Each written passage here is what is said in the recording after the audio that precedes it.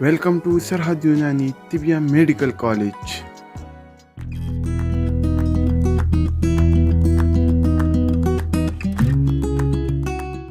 السلام علیکم عزیز ساتھیو، ایک بار پھر آپ کی خدمت میں حاضر ہوں FTJ یعنی فاضل الطب والجراحات کے سال اول کے ویڈیو لیکچرز کے ساتھ۔ یہ video lectures national council for طب حکومت پاکستان کے منظور شدہ نصاب کے مطابق تیار کیے گئے ہیں۔ ہم نے اپنے لیکچرز کا آغاز اناٹمی کے علم سے شروع کیا تھا، یعنی علم تشریح الابدان سے شروع کیا تھا۔ اگر آپ نے میرا پچھلا ویڈیو لیکچر دیکھا ہو تو اس میں ہم نے اناٹمی کے بنیادی کنسیپٹس، اناٹمی کی ڈیفینیشن بیان کی، اناٹمی کی مختلف برانچز پر تفصیل سے گفتگو کی تھی۔ آج ہم اپنے دوسرے لیکچر میں جو آپ کے سامنے ٹاپکس پیش کر رہے ہیں وہ ٹاپکس ہیں انسانی جسم کی ساخت کی ابتدائی ترکیب کیا ہے، یعنی انسانی جسم کی ساخت کی ابتدائی ترکیب کے بارے میں ہم سیکھیں گے کہ initial development of human structure کیسی ہے۔ اسی طرح سے پھر انسانی خلیہ اور اس کے مختلف حصوں کے بارے میں پڑھیں گے کہ ہیومن سیل اور اس کے پارٹس کون کون سے ہیں۔ پھر انسانی خلیہ کی تقسیم کا جو عمل ہے اس کو سیکھنے کی کوشش کریں گے کہ انسانی خلیہ کی تقسیم کا جو عمل ہے وہ کس طرح سے واقع ہوتا ہے، اور پھر اس کے بعد ہم کروموسومز کے بارے میں سیکھیں گے۔ دیکھتے ہیں انسانی جسم کی ساخت کی ابتدائی ترکیب کیا ہے۔ انسانی جسم کی ابتدا ایک بنیادی خلیہ یعنی زائگوٹ سے ہوتی ہے۔ یہ زائگوٹ مادہ کے بیضہ جسے انگلش میں اوویوم کہتے ہیں اور نر کے کرم منی یعنی جس کو سپرم کہتے ہیں، ان دونوں کے ملاپ سے بنتا ہے۔ یہ زائگوٹ انسانی بدن کا ابتدائی خلیہ ہوتا ہے جو کہ عورت کے رحم میں تقسیم در تقسیم کے عمل سے گزرتا ہوا نشو و نما پاتا ہے اور ایک مکمل انسان کی صورت اختیار کر لیتا ہے۔ یہ انسانی جسم کی ساخت کی ابتدائی ترکیب کے بارے میں مختصر سا ایک جملے میں آپ کو بتایا گیا ہے۔ یہی چیز میں آپ کو کچھ تصاویر سے سمجھانے اور سکھانے کی کوشش کرتا ہوں۔ یہ چیزیں ہم نے پہلے لیکچر میں جب اناٹمی کی ایمبریولوجی کی برانچ کا ذکر کر رہے تھے تو وہاں پہ بھی ان کا مطالعہ کیا تھا۔ اگر آپ نے وہ لیکچر دیکھا ہو تو یہاں اس چیز کی ریویژن ہو جائے گی۔ اگر آپ وہ نہیں دیکھ سکے تو یہ آپ کے لیے ایک نئی چیز ہوگی۔ یعنی انسانی جسم کی ساخت کی ابتدائی ترکیب مادہ کے بیضہ جسے اوویوم کہتے ہیں اس کے اور نر کے سپرم کے آپس میں ملنے سے جو بنیادی خلیہ زائگوٹ بنتا ہے اس سے عمل میں آتی ہے۔ یعنی یہ زائگوٹ جو ہے یہ انسانی جسم کی ساخت اور انسانی جسم کی پیدائش میں بنیادی کردار ادا کرتا ہے۔ میں یہ آپ کو تھوڑا سا بڑا کر کے اب یہ آپ کو پوری سکرین پہ نظر آ رہا ہوگا، یہ دکھا دیتا ہوں۔ یہ بیضہ یا اوویوم مادہ کی طرف سے ہوتا ہے اور اس میں کروموسومز کی تعداد عادی ہو جاتی ہے۔ یعنی انسانی خلیے میں کروموسومز کی کل تعداد کتنی ہوتی ہے؟ 46، یعنی 23 جوڑے ہوتے ہیں، جبکہ یہ جو اوویوم ہوتا ہے اس میں کروموسومز کی تعداد عادی رہ جاتی ہے، یعنی اس میں کروموسومز کی تعداد کیا ہوگی؟ 23۔ اسی طرح سے یہ جو سپرم نر کی جانب سے آتا ہے اس میں بھی انسانی جسم کی نسبت سے کروموسومز کی تعداد عادی رہ جاتی ہے، یعنی اس میں بھی کروموسومز کی تعداد کتنی ہوگی؟ 23۔ یہ 23 کروموسومز سپرم کے اور 23 کروموسومز بیضہ کے یعنی اوویوم کے آپس میں ملتے ہیں اور ایک بنیادی خلیہ بناتے ہیں جس میں دوبارہ سے کروموسومز کی تعداد 46 ہو جاتی ہے۔ یہ 46 کروموسومز والے بنیادی خلیے کو ہم زائگوٹ کہتے ہیں۔ اس کے بعد جو اگلا مرحلہ شروع ہوتا ہے وہ بھی آپ کو میں تھوڑا سا زوم کر کے دکھا دیتا ہوں۔ اسکرین پہ آپ دیکھ رہے ہوں گے جب سپرم اور اوویوم آپس میں ملتے ہیں فیکنڈیشن کے پروسیس میں، یعنی مادہ حاملہ ہو جاتی ہے، تو اس کے بعد جو بنیادی خلیہ بنتا ہے اس بنیادی خلیے میں تقسیم کا عمل شروع ہو جاتا ہے۔ وہ خلیہ تقسیم ہو کر دگنا ہونا شروع ہو جاتا ہے، یعنی 1 سے 2 خلیے بنتے ہیں، 2 سے 4 خلیے بنتے ہیں، 4 سے 8 خلیے بنتے ہیں، 8 سے 16 خلیے بنتے ہیں، پھر کرتے کرتے ان خلیوں کا ایک بال سا بن جاتا ہے جسے مورولہ کہتے ہیں۔ پھر اس کے بعد جو اگلا مرحلہ آتا ہے اس میں گیسٹولیشن کے پروسیس شروع ہو جاتا ہے۔ گیسٹولیشن کے پروسیس میں کیا ہوتا ہے؟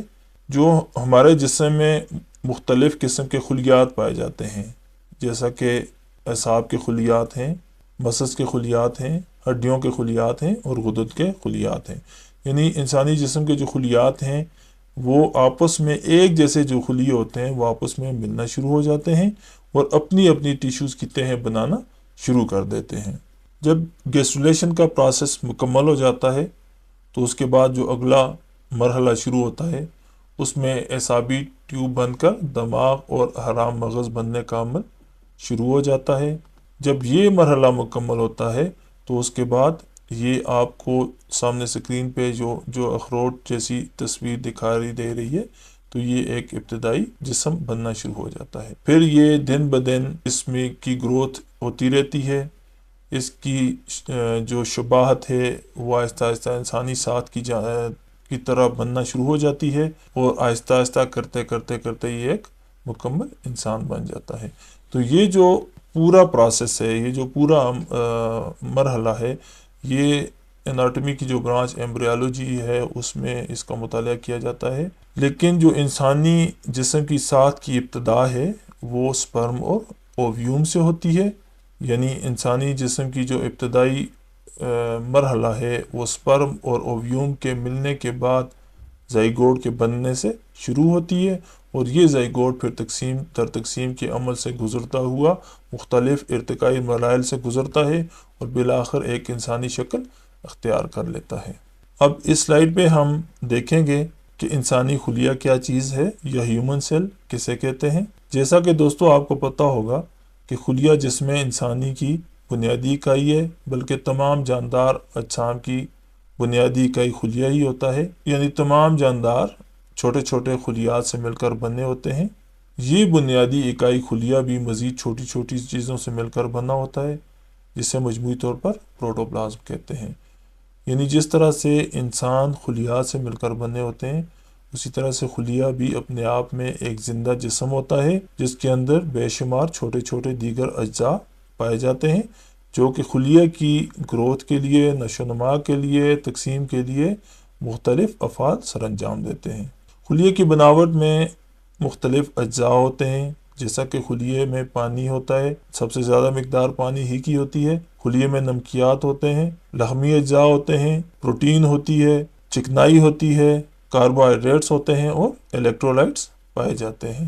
ہر خلیہ میں تقریباً 70 سے 85% پانی ہوتا ہے۔ اب سامنے سکرین پہ آپ ایک تصویر دیکھ رہے ہوں گے، براہ راست تو اس کا ہمارے ٹاپک سے کوئی تعلق نہیں بنتا ہے، لیکن یہ تصویر کچھ سکھانے کے لیے یہاں پہ لگائی گئی ہے کہ ہم نے خلیہ کو انسانی جسم کی بنیادی اکائی کہا ہے۔ یہ بنیادی اکائی آپس میں ایک جیسے خلیات سے مل کر ایک پورا ٹیشو بناتی ہے۔ جس طرح سے یہ معمار کے ہاتھ میں ایک اینٹ آپ کو نظر آ رہی ہوگی، یہ ایک اینٹ کو دوسری اینٹ کے ساتھ جوڑ رہا ہے۔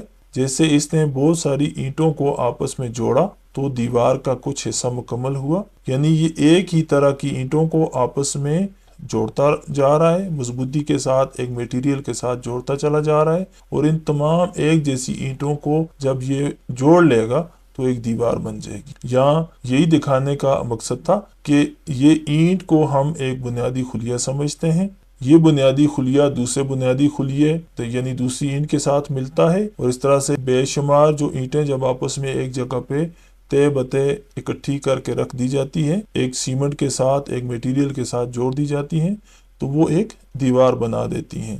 اسی طرح سے انسانی جسم بھی مختلف قسم کے خلیات سے مل کر بنا ہوا ہے، جس میں ہڈیوں کے خلیات ہیں تو وہ ہڈیاں آپس میں مل کر ہڈی بنا دیتے ہیں، غدود کے خلیات ہیں تو وہ آپس میں مل کر غدود بنا دیتے ہیں، یعنی جیسے لیور ہے۔ اسی طرح سے مسلز کے جو خلیات ہیں وہ آپس میں مل کر مسلز بنا دیتے ہیں، یعنی پٹھے بنا دیتے ہیں۔ پھر خون کے خلیات ہیں جیسا کہ سرخ خلیہ ہے، سفید خلیہ ہے یا پلیٹلیٹس ہوتے ہیں تو وہ آپس میں مل کر خون بنا دیتے ہیں۔ اسی طرح سے اعصاب کے بے شمار خلیات آپس میں مل کر اعصاب بنا دیتے ہیں۔ تو یہ تمام جو مختلف قسم کے سامنے آپ کو خلیات بتائے گئے ہیں یہ انسانی جسم میں پائے جانے والے مختلف خلیات ہیں، یعنی ایک ہی طرح کے خلیات سے مراد یہ ہوتی ہے کہ ہڈی کے جتنے بھی خلیے ہیں ان سب کی ساخت ایک جیسی ہوگی، وہ آپس میں ملتے چلے جائیں گے، جڑتے چلے جائیں گے اور ایک ساخت بنا دیں گے جسے ہڈی کہیں گے۔ اسی طرح سے پٹھوں کے جو خلیے ہوں گے وہ آپس میں تے بتے جڑتے چلے جائیں گے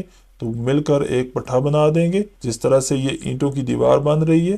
اسی طرح سے غدد کا جو خلیہ ہے وہ ایک جیسے جو خلیات ہوتے ہیں وہ آپس میں مل کر ایک غدد بنا دیں گے. اس طرح سے یہ اعصابی نظام کا ایک بنیادی خلیہ ہے. تو اس طرح کے بے شمار خلیات آپس میں ملتے چلے جائیں گے اور اعصاب کے نظام کو مکمل کر دیں گے. مجھے امید ہے خلیے کے بارے میں تو آپ کو سمجھ آ گئی ہوگی کہ خلیہ کیا چیز ہے. اب اس سلائیڈ میں ہم خلیہ کے مختلف پارٹس کو سمجھنے اور سیکھنے کی کوشش کریں گے کہ انسانی خلیہ کے مختلف حصے کون کون سے ہیں اور وہ کیا افعال سر انجام دیتے ہیں. جو خلیہ ہوتا ہے وہ اتنا باریک ہوتا ہے کہ وہ عام آنکھ سے نظر نہیں آ سکتا، اس لیے اس کا مطالعہ مائکروسکوپ ہی کے ذریعے کیا جاتا ہے. مائکروسکوپ سے خلیہ کا جب مطالعہ کیا جاتا ہے تو اس میں بے شمار چھوٹے چھوٹے اجزاء نظر آتے ہیں، جیسا کہ سامنے تصویر میں آپ دیکھ سکتے ہیں. اس تصویر کو میں تھوڑا زوم کر کے آپ کو بڑا کر کے دکھا دیتا ہوں تاکہ آپ کو اس کی جسامت کا اور اس میں پائے جانے والے تمام اجزاء کا پتہ چل سکے. یہ سکرین پہ آپ دیکھ سکتے ہیں کہ یہ ایک خلیہ آپ کو دکھایا گیا ہے. یہ انسانی جسم کی بنیادی اکائی جسے ہم کہتے ہیں یہ وہ خلیہ ہے. یہ خلیہ بے شمار چھوٹے چھوٹے اجزاء پر مشتمل ہے. اب ان تمام اجزاء کے بارے میں آپ کو بتاتا ہوں کہ یہ کون کون سے اجزاء ہیں. یہ سب سے باہر یہ جو آپ کو ہلکے براؤن رنگ کی ایک دیوار سی نظر آ رہی ہوگی، جلی سی نظر آ رہی ہوگی، اسے سیل میمبرین کہتے ہیں یا خلیہ کی بیرونی دیوار یا خلیہ کی جھلی کہتے ہیں. اس خلیہ کی جھلی کے اندر اور اس خلیہ کے مرکزے کے درمیان ایک رطوبت ہوتی ہے، ایک سیال مادہ ہوتا ہے، جس سیال مادہ یعنی پانی جیسا ایک مادہ ہوتا ہے جس کو سائٹوپلازم کہتے ہیں. اس کے اندر یہ نیلے رنگ کی آپ کو مختلف داغوں جیسی الجھی ہوئی کچھ تصاویر نظر آ رہی ہوں گی. یہ دیکھ لیں، آپ کو نظر آ رہی ہوں گی. یہ مائٹوکانڈریا ہیں. اب ان سب کے جو افعال ہیں اس کے بارے میں بھی میں آپ کو بتاؤں گا. اسی طرح سے یہ جو مختلف داغوں جیسی آپس میں الجھی ہوئی کچھ تصاویر اورنج سے کلر کی دکھائی دے رہی ہوں گی، یہ اینڈوپلازمک ریٹیکولم ہے. یہاں پہ ہم نے اس کو چکنا اینڈوپلازمک ریٹیکولم لکھا ہوا ہے، یعنی یہ سموتھ اینڈوپلازمک ریٹیکولم ہے. اسی طرح سے یہ سیل کے نیوکلیس کے ارد گرد یہاں پہ آپ کو کچھ دانے دار ایسے ہی داغے نظر آ رہے ہوں گے جن کے اوپر چھوٹے چھوٹے دانے سے بھی نظر آ رہے ہیں. یہ رف اینڈوپلازمک ریٹیکولم ہے اور اس کے اوپر یہ جو چھوٹے چھوٹے دانے ہیں اس کو رائبوسومز کہتے ہیں. اسی طرح سے یہ آپ کو پنک کلر کی کچھ جسم نظر آ رہا ہوگا، الجھا ہوا دھاگوں جیسی جسامت والا، یہ گالجی باڈی ہے. اس کے بعد یہ جو گرین کلر کی کچھ اجسام آپ کو نظر آ رہے ہیں یہ سینٹروسومز کہلاتے ہیں، اور یہ جو باز کی شکل کی کچھ آپ کو چیزیں نظر آ رہی ہیں ان کو لائسوسومز بولتے ہیں. اب آتے ہیں خلیے کے مرکزے کی جانب. خلیے کے مرکزہ خلیے کے سینٹر میں پایا جاتا ہے. اس کی ایک جھلی ہوتی ہے جسے مرکزہ کی جھلی بولتے ہیں. خلیے کے اندر غذائی اجزاء اور مختلف چیزوں کی آمد و رفت کے لیے چھوٹے چھوٹے سوراخ ہوتے ہیں. اس کے علاوہ مرکزے کے اندر کروموسومز پائے جاتے ہیں. اس تصویر سے خلیے کے تمام پارٹس کو آپ کو دکھایا گیا ہے. اب ان تمام پارٹس پر ہم تفصیل سے گفتگو کریں گے. یعنی سب سے باہر جو سیل میمبرین ہے وہ لاحمی اجزاء اور چکنائی کے اجزاء سے بنی ہوتی ہے. یہ خلیے کو ایک جسامت فراہم کرتی ہے اور خلیے کی حفاظت کرتی ہے. اس کے بعد جو سائٹوپلازم ہے یہ خلیے کی بیرونی جھلی اور خلیے کے مرکزے کے درمیان میں پایا جاتا ہے. یہ ایک سیال مادہ ہے جس میں رائبو نیوکلک ایسڈ کے مالیکیولز پائے جاتے ہیں جو پروٹین بناتے ہیں. پھر اینڈوپلازمک ریٹیکولم کا آپ کے سامنے میں نے ذکر کیا کہ یہ دو قسم کے اینڈوپلازمک ریٹیکولم پائے جاتے ہیں، ایک یہ دانے دار اور ایک بغیر دانوں کے. جو دانے دار ہوتے ہیں ان کے اوپر رائبوسومز چپکے ہوتے ہیں اور جو سموتھ ہوتے ہیں وہ بغیر رائبوسومز کے ہوتے ہیں. اب رائبوسومز کا فنکشن کیا ہے؟ یہ کچھ آزادانہ بھی خلیے میں گھوم رہے ہوتے ہیں. رائبوسومز خلیے کے لیے پروٹین بناتے ہیں، جبکہ دوسری کے سادہ یا چکنی اینڈوپلازمک ریٹیکولم کہلاتی ہے، وہ لپڈ یعنی چکنائی بناتی ہے. اسی طرح سے مائٹوکانڈریا، یہ جو نیلی رنگ کی کچھ اشکال آپ کو دکھائی تھیں یہ مائٹوکانڈریا ہیں، یہ خلیے کے پاور ہاؤس کہلاتا ہے. اسی طرح سے لائسوسومز کیا ہیں؟ یہ جو بال سے آپ کو نظر آ رہے ہوں گے یہ لائسوسومز ہیں اور یہ انزائمز کی مدد سے ہضم کا عمل سر انجام دیتے ہیں اور خلیہ کے اندر اگر کوئی بیکٹیریا داخل ہو جائیں یا پیدا ہو جائیں تو ان کو مار دیتے ہیں. پھر یہ گالجی باڈیز کا آپ کو میں نے بتایا تھا کہ یہ جو پنک سے کلر کے اجسام ہیں یہ گالجی باڈیز کہلاتے ہیں. ان کا کام خلیے سے فاسد مادوں کو خارج کرنا ہوتا ہے. اسی طرح سے سینٹروسومز یہ جو گرین سی اشکال کچھ تھی یہ میں نے آپ کو بتائی تھی. ان کا کام کیا ہوتا ہے؟ یہ خلیے کی تقسیم کے عمل میں مدد فراہم کرتے ہیں. اسی طرح سے رائبوسومز ہیں. رائبوسومز انڈوپلازمک ریٹیکولم کے ساتھ بھی چپکے ہوتے ہیں اور کچھ آزادانہ بھی خلیے میں گھوم رہے ہوتے ہیں، پھر رہے ہوتے ہیں، تیر رہے ہوتے ہیں، تو یہ پروٹین بنانے کا کام کرتے ہیں. اسی طرح سے خلیے کے درمیان میں جو مرکزہ ہے یہ سب سے عام حصہ ہوتا ہے. اس میں کروموسومز ہوتے ہیں، اس میں جینز ہوتے ہیں اور یہی خلیے کے تمام افعال کو کنٹرول کرتا ہے. تو دوستو میں امید کرتا ہوں خلیے کے مختلف جو پارٹس آپ کو دکھائے گئے ہیں، جو سمجھانے کی کوشش کی گئی ہے، وہ آپ کو سمجھ آ رہی ہوگی. اس سلائیڈ کو اگر آپ غور سے اور توجہ سے دیکھیں اور سیکھنے کی کوشش کریں تو خلیہ اپنے آپ میں آپ کو ایک مکمل جسم نظر آئے گا. یعنی ایک ایسا جسم جو کھاتا ہے، خوراک کو ہضم کرتا ہے، اپنے لیے انرجی پیدا کرتا ہے، فاسد مادے پیدا ہوتے ہیں، فاسد مادوں کو اپنے جسم سے خارج کرتا ہے اور تقسیم کے عمل سے بھی گزرتا ہے. پہلے ہم نے دیکھا خلیہ کیا ہوتا ہے، خلیے کے بارے میں ہم نے جانا، پھر خلیہ کے مختلف پارٹس کے بارے میں ہم نے سیکھا. اب ہم دیکھیں گے کہ خلیے کی تقسیم کیا چیز ہوتی ہے. اس سلائیڈ میں ہم سیل ڈویژن کے بارے میں پڑھیں گے کہ سیل ڈویژن کیا چیز ہوتی ہے یا خلیے کی تقسیم کیا چیز ہوتی ہے. خلیے کا اپنی تعداد میں بڑھنا یعنی دگنا ہو جانا خلیے کی تقسیم کہلاتا ہے. یعنی اس عمل کے ذریعے خلیات تقسیم در تقسیم کے عمل سے گزرتے ہوئے انسانی نشو نما کے عمل کو پورا کرتے ہیں. ہر قسم کے ٹیشوز کے خلیے آپس میں تقسیم ہوتے چلے جاتے ہیں اور اس ٹیشو نشو نما کا باعث بنتے ہیں. تقسیم کا یہ عمل یعنی خلیے کی تقسیم کا یہ عمل دو قسم کا ہوتا ہے. ایک مائٹوسس کہلاتا ہے اور دوسرا میاسس. اب ان دونوں کو ہم یہاں پہ تھوڑا تفصیل سے بیان کرتے ہیں تاکہ ہمیں سمجھ آ جائے کہ خلیے کی تقسیم کس طرح سے عمل میں آتی ہے اور یہ دو قسم کے جو تقسیم کے عمل بتائے گئے ہیں ان میں کس طرح سے تقسیم واقع ہوتی ہے. یہ سامنے آپ کو ایک ڈراپ ڈاؤن نظر آ رہا ہوگا. اس میں دو طرح کی خلیے کی تقسیم کا ذکر ہے. ایک مائٹوسس کہلاتی ہے اور دوسری میاسس کہلاتی ہے. پہلے ہم مائٹوسس کو پڑھ لیتے ہیں، سیکھ لیتے ہیں، اس کے بعد ہم میاسس کی جانب بڑھیں گے. مائٹوسس خلیے کی اس طرح کی تقسیم ہے جس کا تعلق انسانی جسم کی نشو و نما سے ہے. یعنی انسانی جسم کے تمام اعضاء جیسا کہ ہڈی ہے، پٹھا ہے، غدد ہیں، اعصاب ہیں، یہ تمام اعضاء کے جو خلیات ہیں وہ تقسیم ہوتے ہیں اور دگنا ہوتے چلے جاتے ہیں اور انسان کی نشو و نما کا عمل جاری و ساری رہتا ہے. اس طرح کی تقسیم جو انسان کی نشو و نما کے لیے عمل میں آتی ہے اس کو مائٹوسس کہتے ہیں. یہ تقسیم 4 فیزز میں مکمل ہوتی ہے. ان فیزز کو تھوڑا سا زوم کر کے میں آپ کو دکھاتا ہوں کہ یہ فیزز کون کون سے ہیں اور ہر فیز میں کیا عمل واقع ہوتا ہے.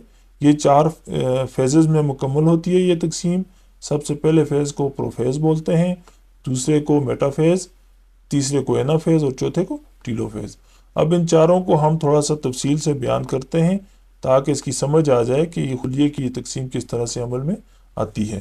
تو سب سے پہلے دیکھتے ہیں پروفیز کیا چیز ہے. خلیے کی تقسیم کا یہ سب سے پہلا مرحلہ ہوتا ہے جس میں خلیے میں پائے جانے والے سینٹروسومز تقسیم ہو کر خلیے کی دونوں مخالف جانب چلے جاتے ہیں اور کچھ داغوں کے ساتھ جڑ جاتے ہیں، یعنی کچھ سپنڈلز کے ساتھ آپس میں جڑ جاتے ہیں.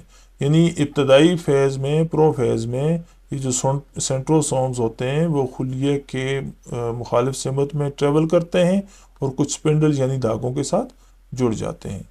جبکہ جو دوسرا مرحلہ ہے جسے میٹا فیز بولتے ہیں اس میں کیا ہوتا ہے کہ وہ جو سینٹروسومز ہوتے ہیں وہ خلیے کی 2 مخالف سمتوں میں پہنچ جاتے ہیں اور ان کے داغوں کے ساتھ کروموسومز جڑنا شروع ہو جاتے ہیں.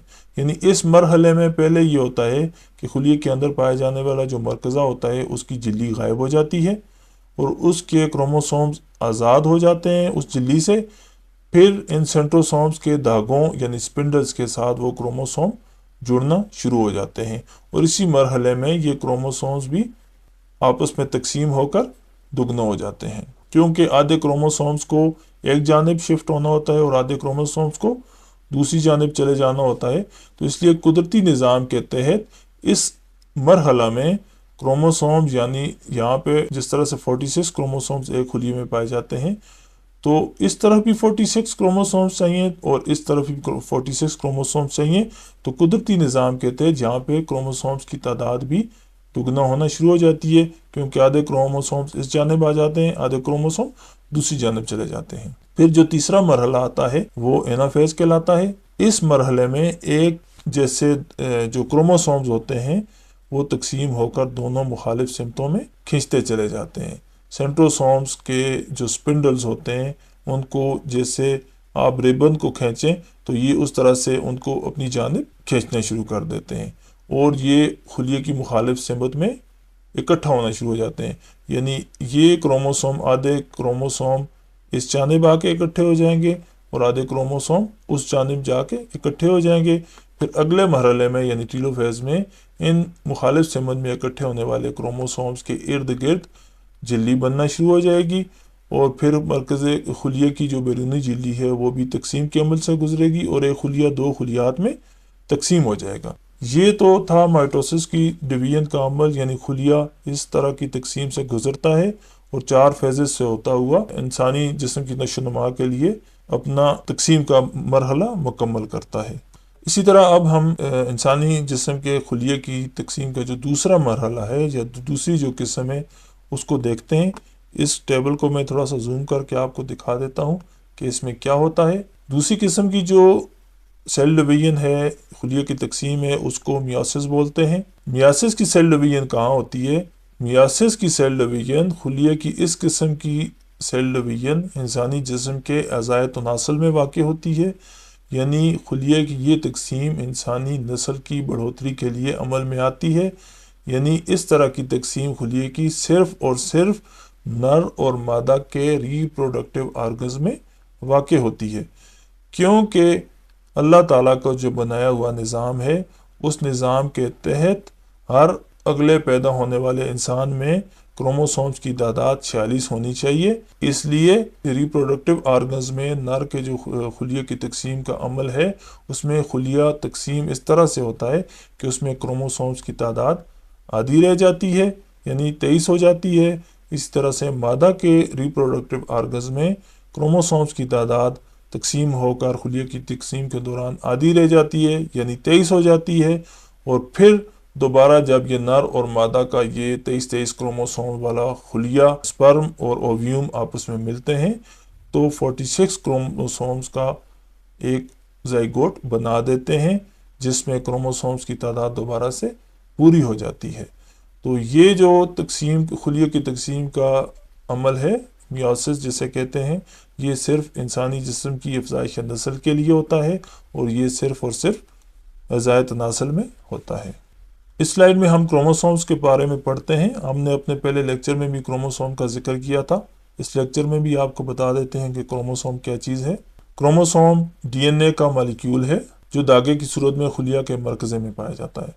ये खुलिया का मरकज़ा इसको तसव्वुर कर लें, इसके अंदर बेशुमार तैरते हुए ये क्रोमोसोम्स। अब इस क्रोमोसोम को हम अगर जूम कर लें और बड़ा करके देखें तो ये शक्ल हमारे सामने आएगी जिसके मुख्तलिफ पार्ट्स हैं। ये क्रोमोसोम किससे बना हुआ है? ये क्रोमोसोम डीएनए की चेन से बना हुआ है। तो यहाँ हमारा टॉपिक जो है वो क्रोमोसोम्स का है। तो क्रोमोसोम्स के जो मुख्तलिफ हिस्से हैं उसे उनको मैं आपको बता देता हूँ। ये जो छोटी आर्म है, इसकी जो सर है इसको टीलोमेर कहेंगे। ये जो इसका मरकज़ का हिस्सा है इसको सेंट्रोमियर कहेंगे और ये जो इसकी सबसे लंबी टांग इसको कह लें, उसके जो सिरा होगा निचले वाला उसको टीलोमेयर कहेंगे। और ये जो लंबी आर्म है इसको क्यू आर्म कहेंगे और जो छोटी आर्म है उसको पी आर्म बोलेंगे। और जो इसकी लेफ़्ट साइड वाली ये हिस्सा है इसको क्रोमेटिड और ये भी क्रोमेटिड कहलाएगा। ये दो क्रोमेटिड आपस में मिले हुए हैं, ये उनकी आर्म्स हैं, ऊपर वाली और नीचे वाली। और ये पूरी जिसामत किससे बनी हुई है? ये डीएनए की चेन से। ये आपको एक सीढ़ी सी एक चेन सी नज़र आ रही है, ये आपस में जुड़ी हुई है और इस चेन के ऊपर जीन्स पाए जाते हैं। यानी क्रोमोसोम डीएनए से बना हुआ होता है जो कि हिस्टोन नामी प्रोटीन के गिर्द कॉइल की तरह मजबूती से लिपटे होते हैं। यानी इस क्रोमोसोम्स के नीचे हिस्टोन नामी एक प्रोटीन होता है जिसके ऊपर ये जिस तरह से ये धागा आपस में लिपटा होता है तो इसके ऊपर ये لپٹے ہوتے ہیں۔ پھر کروموسومز میں اس نوع کا تمام حیاتیاتی ریکارڈ جینز کی صورت میں پایا جاتا ہے۔ یہ کروموسومز ہی ہوتے ہیں جن کے ذریعے والدین کے جینز اولاد میں اپنے پورے خواص کے ساتھ منتقل ہوتے ہیں، جس میں بعض بیماریاں بھی والدین سے اولاد میں جینیاتی طور پر منتقل ہو جاتی ہیں۔ انسانی خلیے میں کل 23 جوڑے کروموسومز کے پائے جاتے ہیں، یعنی انفرادی طور پر اگر دیکھا جائے تو 46 کروموسومز ہر انسانی خلیے میں پائے جائیں گے۔ جو میاسس کا عمل ہوتا ہے اس کے دوران نر کے سپرم میں اور مادہ کے بیضہ میں یہ تعداد کروموسومز کی نصف رہ جاتی ہے، یعنی 23 کروموسومز دونوں جانب سے ملتے ہیں، اور دوبارہ جب زائگوٹ تشکیل پاتا ہے تو اس میں 46 کروموسومز پورے ہو جاتے ہیں۔ تو دوستو یہ تھا ہمارا آج کا لیکچر۔ اس میں ہم نے مختلف ٹاپکس پڑھے، جس میں ہم نے انسانی ساخت کی بنیادی ترکیب کے بارے میں سیکھا، انسانی خلیے کے بارے میں پڑھا، انسانی خلیے کے مختلف حصوں کے بارے میں پڑھا، اور اس کے بعد ہم نے انسانی خلیے کی تقسیم کے بارے میں سیکھا، اور اس کے بعد ہم نے کروموسومز کے بارے میں پڑھا کہ کروموسوم کیا چیز ہے۔ اب اگلے لیکچر کے ساتھ جب آپ کے سامنے حاضر ہوں گے تو اگلے لیکچر میں ہمارے جو ٹاپکس جو ہمارا موضوع ہوگا اس میں ہم انسانی اعضاء کا مختصر بیان پڑھیں گے، یعنی parts of human body. In parts میں کن کن چیزوں کو ہم سیکھیں گے، سکن کے بارے میں پڑھیں گے، انسانی جسم میں پائی جانے والی عروق جنہیں آرٹریز اور وین یا بلڈ ویسلز کہتے ہیں ان کے بارے میں پڑھیں گے۔ پھر اگلے لیکچر میں ہم آلات دوران خون یعنی بلڈ سرکولیٹری آرگنز کے بارے میں پڑھیں گے، اور اگلے ہی لیکچر میں ہم لمفاوی آلات اور لمفیٹک آرگنز کے بارے میں پڑھیں گے۔ پھر ہم اگلے لیکچر میں عضلات اور ہڈیوں کے بارے میں سیکھیں گے، آلات تنفس یعنی ریسپائریٹری آرگنز کے بارے میں سیکھیں گے، آلات ہضم یعنی ڈائجسٹو آرگنز کے بارے میں سیکھیں گے، آلات بول یعنی ایکسکریٹری آرگنز کے بارے میں سیکھیں گے، اور آلات تناسل میل اور فیمیل ریپروڈکٹیو آرگنز کے بارے میں سیکھیں گے۔